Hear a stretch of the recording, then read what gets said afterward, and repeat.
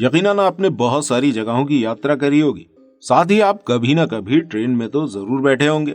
लेकिन क्या कभी आपने सोचा है कि इतनी बड़ी बड़ी ट्रेन और इतनी लंबी लंबी रेल की पटरियों को किस तरह से बनाया जाता है? अगर नहीं तो चलिए हम आपको बता देते हैं। आज की हमारी इस वीडियो में हम आपको ट्रेन के पहियों से लेकर ट्रेन की पटरियों के बनाए जाने तक की पूरी जानकारी देने वाले हैं। दोस्तों, ये वीडियो बहुत ही इंटरेस्टिंग होने वाली है, इसलिए इस वीडियो के अंत तक जरूर बने रहिएगा। सबसे पहले तो हम ये जानते हैं कि आखिर फैक्ट्री में रेल के पहियों को किस तरह से तैयार किया जाता है। दोस्तों, ट्रेन के इतने बड़े बड़े पहियों का निर्माण स्टील की रॉड के जरिए किया जाता है। इसे बनाने के लिए सबसे पहले स्टील की रॉड को धारदार ब्लेड से काट के उसकी प्लेट बना ली जाती है।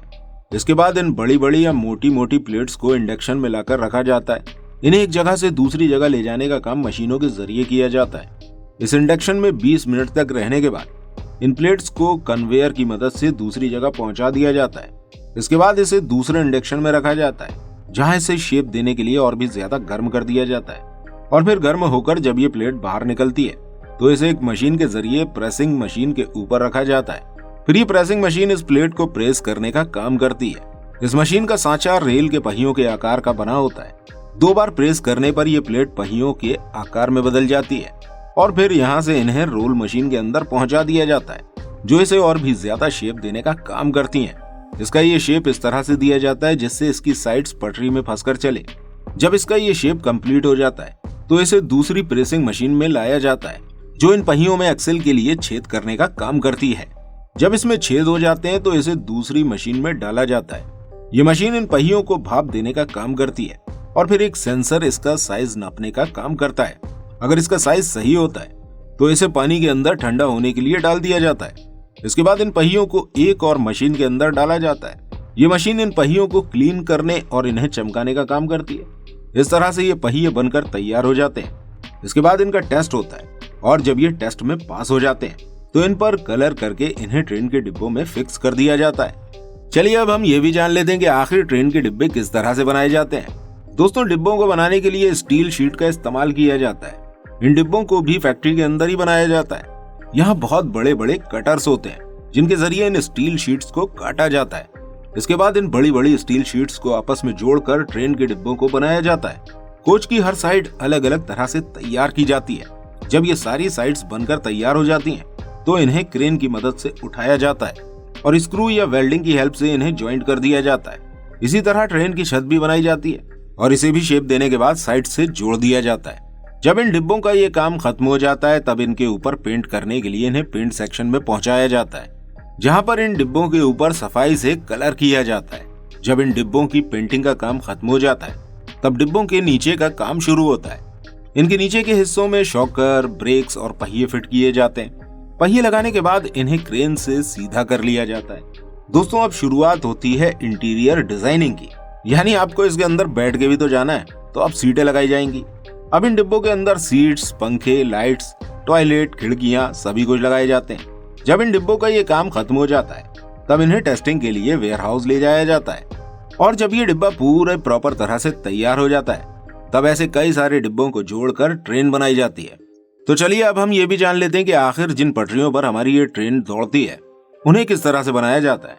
दोस्तों, हमारे भारत में कई सारी ऐसी कंपनियां मौजूद हैं जो रेल की पटरियां बनाने का काम करती हैं। पुराने समय में तो हमारी रेल की पटरियां लोहे की बनी हुई होती थी, लेकिन दोस्तों लोहे से बनाई जाने वाली पटरियों में 2 खराबी थी। पहली ये कि जब भी मौसम बदलता था या बारिश होती थी तो इन पटरियों में जंग लग जाया करती थी और इनमें दरार आ जाती थी। इसके अलावा लोहे की पटरियों में दूसरी खराबी ये भी थी कि ट्रेन के गुजरने की वजह से ये पटरियां घिस भी जाया करती थी और घिस जाने की वजह से इनका साइज भी चेंज हो जाया करता था। साइज चेंज होने की वजह से अक्सर ट्रेन फिसल जाया करती थी और एक बहुत बड़ा हादसा हो जाया करता था। इसलिए इन लोहे से बनाई जाने वाली पटरियों को स्टील एलॉय से रिप्लेस कर दिया गया है, जो लोहा, कार्बन और सिलिकॉन मिक्सचर का स्टील होता है, जिसे 880 ग्रेड के नाम से भी जाना जाता है। ट्रेन की पटरियां बनाने के लिए सबसे पहले पुराने खराब स्टील के टुकड़ों को या स्टील एलॉय बनाने वाली सभी चीजों को अलग से भट्टी में डालकर पिघला लिया जाता है। जिस भट्टी में इस स्टील को पिघलाया जाता है उसका टेम्परेचर लगभग 1200 डिग्री सेल्सियस से लेकर 1600 डिग्री सेल्सियस तक होता है। जब ये मटेरियल पूरी तरह पिघल जाता है तो इसे एक रोलर मशीन के जरिए बाहर निकाल लिया जाता है।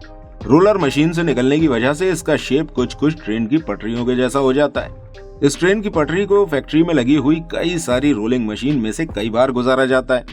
इन रोलिंग मशीन्स में से गुजरने की वजह से इसका शेप बिल्कुल एक ट्रेन की पटरी के जैसा हो जाता है। इसके बाद इन पटरियों को यहाँ फैक्ट्री में लंबाई के हिसाब से काटकर अलग कर लिया जाता है और जब ये पटरियां ठंडी हो जाती हैं तो इन्हें ट्रकों के जरिए उठाकर उन जगहों पर ले जाया जाता है जहां पर ट्रेन की पटरियां बिछानी होती हैं। यहाँ आने के बाद इन पटरियों को नट बोल्ट और वेल्डिंग की मदद से आपस में जोड़ दिया जाता है। अब दोनों साइड से लोहे की पटरियों को आपस में फिक्स करने के लिए उनके बीच में कंक्रीट के मोटे मोटे ब्रिक्स बिछाए जाते हैं। इन कंक्रीट के ब्रिक्स को बिछाने का काम भी मशीनों के जरिए ही किया जाता है। ये मशीनें एक एक करके इन कंक्रीट के ब्रिक्स को लाइन से बिछाती चलती हैं। अब इन कंक्रीट के ब्रिक्स को आपस में नट बोल्ट के जरिए पटरियों से जोड़ दिया जाता है। इस तरह से ट्रेन की पटरियां तैयार होती हैं। जब ये पटरियां बनकर तैयार हो जाती हैं तो सबसे पहले इनके ऊपर खाली ट्रेन को गुजार कर देखा जाता है और जब इस पर से ये ट्रेन सही सलामत गुजर जाती है तब इन पटरियों को इस्तेमाल में ले लिया जाता है। दोस्तों चलिए अब हम ये भी जान लेते हैं कि आखिर अंडरग्राउंड रेलवे ट्रैक किस तरह से बनाए जाते हैं। जमीन के नीचे रेलवे ट्रैक बनाना और रेल की पटरियों को बिछाना बहुत ही मुश्किल काम है क्योंकि इस काम को करने में ऊपर की जमीन नीचे भी धंस सकती है। दोस्तों आज हमारे भारत समेत कई सारे देशों में अंडरग्राउंड रेल की सुविधाएं मौजूद हैं और शायद आपने इन ट्रेनों में सफर भी किया होगा। लेकिन क्या इन बड़े बड़े रेलवे ट्रैक्स को देखकर आपने सोचा है कि जमीन के अंदर हमारे इंजीनियर इसका निर्माण किस तरह से करते होंगे। दोस्तों जो भी रेलवे ट्रैक जमीन के नीचे बिछाए जाते हैं उन्हें बनाने के लिए सड़क के ऊपर चलने वाले ट्रैफिक को रोका नहीं जाता बल्कि ऊपर गाड़ियां चलती रहती हैं और नीचे रेलवे ट्रैक बनाने का काम होता है। जमीन के नीचे रेलवे ट्रैक बनाने के लिए सबसे पहले सुरंग बनाई जाती है। इस सुरंग को बनाने के लिए टनल बोरिंग मशीन का इस्तेमाल किया जाता है। इस मशीन के आगे की तरफ रोटेटिंग कटिंग व्हील लगा होता है जो लगातार घूमता रहता है और ये मशीन जमीन को काटती रहती है। इसके अलावा इस मशीन में एक हाइड्रोलिक सिलेंडर भी लगा होता है जो इन कटर्स को आगे की तरफ पुश करने का काम करता है। इसी के जरिए मशीन जमीन को नीचे से काटने का काम करती है और आगे की तरफ बढ़ती जाती है। इसके अलावा इस मशीन में कन्वेयर बेल्ट भी लगी होती है जिसकी मदद से ये जमीन के अंदर की मिट्टी को बाहर निकालती जाती है।